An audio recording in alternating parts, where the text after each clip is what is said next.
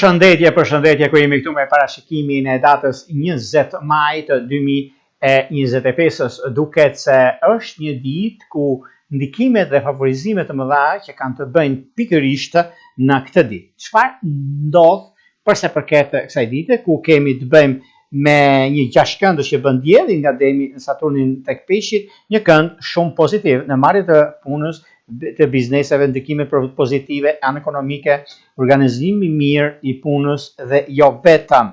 Nënshkrimi një marrëveshje është mjaft pozitive. Kryesisht ndikimet që kanë bërë janë shumë favoritë shenjat e tokës dhe të ujit, siç janë përkatësisht Demi, Virgjeresha, Bricjapi, Gaforia, Akrepi dhe Peshqi të lindës të dhjeticit të tretë ose që kanë planete në këto shenja.